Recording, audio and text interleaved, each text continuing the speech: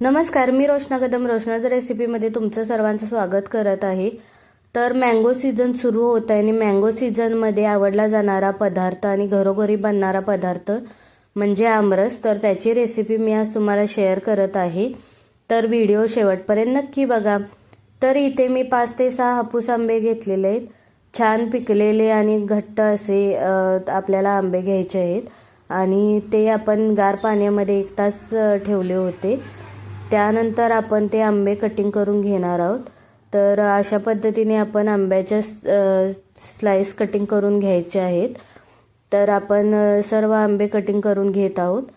तर अजूनही तुम्ही रोशनाज रेसिपीला सबस्क्राइब केलं नसेल तर नक्की करा, जेणेकरून माझ्या नेक्स्ट रेसिपीचे नोटिफिकेशन तुम्हाला भेटेल आणि माझ्या चॅनेलला सपोर्ट होईल।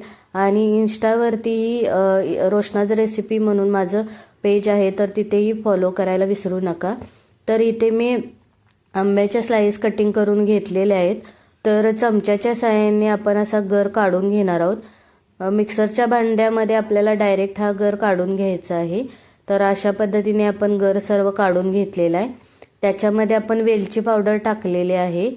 तर इथे 1 वाटी साखर घातलेली आहे मी, तर तुम्ही तुमच्या आवडीप्रमाणे साखर वापरू शकता। तर त्याच्यानंतर आपण याच्यामध्ये दूध टाकणार आहोत। 1 वाटी दूध टाकलेलं आहे, जेणेकरून आपल्या आंबराची कन्सिस्टन्सी व्यवस्थित होईल। तर 1 वाटी दूध टाकलेलं आहे। तर त्यानंतर आपण 1 चमचा तूप टाकायचं आहे। तूप यासाठी टाकायचं आहे की काही लोकांना आमरस खाल्ल्यानंतर पोटात दुखतं किंवा त्रास होतो, तर ते होऊ नये यासाठी आपण याच्यामध्ये तूप टाकायचं आहे। आणि हे मिश्रण आपल्याला मिक्सरवरती 1-2 मिनिटं फिरवून घ्यायचं आहे। 2 मिनिटांमध्ये आपला आमरस तयार होतो। तर अशा पद्धतीने आपण हे मिश्रण बारीक करून घेतलेलं आहे। पाहू शकता किती सुंदर आपला आमरस तयार झालेला आहे। मिक्सरच्या भांड्यामधून हा आमरस आपण दुसऱ्या भांड्यामध्ये काढून घेणार आहोत आणि आपल्याला हा आमरस एक अर्धा पाऊण तास तरी थंड करून घ्यायचा आहे। जर तुम्हाला याच्यापेक्षा पातळ कन्सिस्टन्सी हवी असेल तर थोडंसं दूध टाकायचं आहे त्याच्यामध्ये आणि परत एकदा एकजीव मिक्स करायचा आहे। तर अर्धा तास थंड झाल्यानंतर आपण सर्विंग बाउलमध्ये सर्व करणार आहोत। तर तुम्ही हा आमरस पुरी सोबत किंवा चपाती सोबत खाऊ शकताय।